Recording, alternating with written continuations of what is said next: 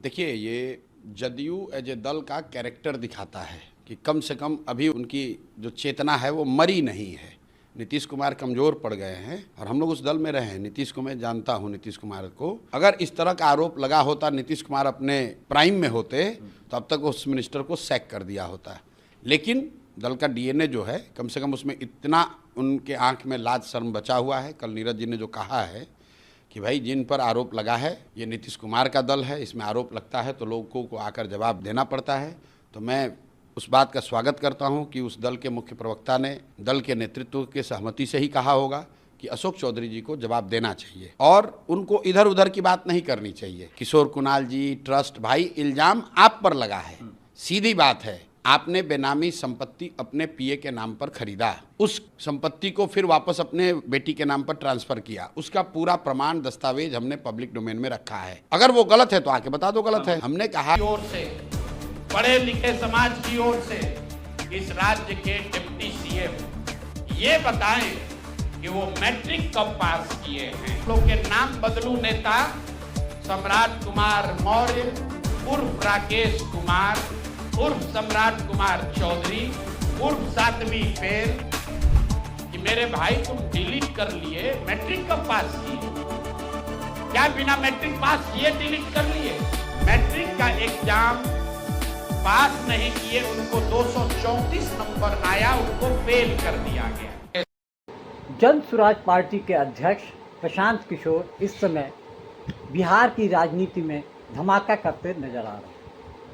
प्रशांत किशोर की जन स्वराज पार्टी पूरे बिहार में वर्तमान सरकार के खिलाफ में बिगुल बजा चुके हैं और उनका सबसे पहला और बड़ा अटैक उन्होंने बिहार सरकार में उप मुख्यमंत्री सम्राट चौधरी निशाने पर हैं। सम्राट चौधरी के बारे में उन्होंने प्रेस कॉन्फ्रेंस में ये कहा कि 1998 में कांग्रेस के एक बड़े नेता सदानंद सिंह की हत्या बम मारकर की गई थी। यानी बम के धमाके में 6 लोग मरे, जिसमें कि सदानंद सिंह कांग्रेस के बड़े नेता थे, उनकी हत्या की गई और उस हत्या में सम्राट चौधरी का नाम था।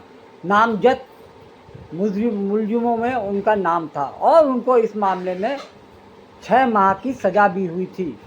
सम्राट चौधरी ने उस वक्त सुप्रीम कोर्ट में एक अर्जी लगाई और ये कहा कि वो नाबालिग हैं, नाबालिग होने की वजह से उनको जेल में नहीं रखना चाहिए। बाद में उस मामले की लिपापोती कर सम्राट चौधरी को बाहर निकाल दिया गया।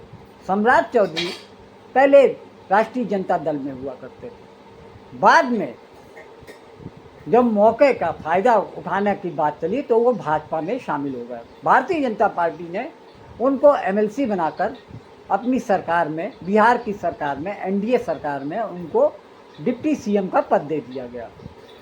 प्रशांत किशोर यही कह रहे हैं कि अब सम्राट चौधरी ये बता दें कि वो 7वीं फेल हैं या फिर बीलिट की डिग्री कैलिफोर्निया यूनिवर्सिटी से लिए, वो वैध है या ये वैध है। वो कहते हैं कि सरकार वो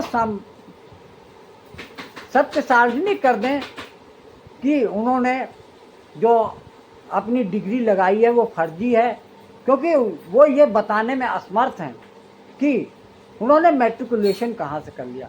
अब बिना मैट्रिकुलेशन के कोई आदमी डॉक्टरेट कैसे कर सकता है, ये बात किसी के गले से उतर नहीं रही है।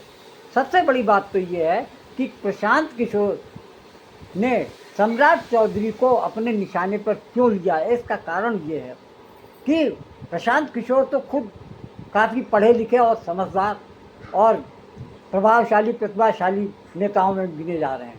वहीं पर सम्राट चौधरी के सामने जो मामले, जो खुलासे हो रहे हैं, उसमें पता चल रहा है कि वो तो 7वीं पास है और वो अपनी डिग्री वो कैलिफोर्निया यूनिवर्सिटी की बताते हैं कि डिलीट उन्होंने वहाँ से किया है। हैरानी की बात है, जो व्यक्ति 7वीं पास है वो डिलीट कैसे कर सकता है, डॉक्टरेट इन लिटरेचर। ये बात किसी के पल्ले नहीं पड़ रही। अब प्रशांत किशोर यही कह रहे हैं कि एक अपराधी के रूप में, एक हत्या में नामजद होने के बावजूद राजनीतिक दबाव के चलते किस तरीके से पुलिस ने उसे क्लीन चिट दी, हत्या के मामले से किस तरीके से राजनीतिक दबाव और धांधलियाँ कर उन्हें नाबालिग बताया गया और वो आज प्रदेश में उप मुख्यमंत्री के रूप में काम कर रहे हैं। ये बात प्रशांत किशोर ये बार बार कह रहे हैं कि मैं उन लोगों से सवाल कर रहा हूँ, मैं उन लोगों को जानकारी दे रहा हूँ कि ऐसे व्यक्ति को आप प्रदेश सरकार में उप मुख्यमंत्री के रूप में कैसे बर्दाश्त कर रहे हैं।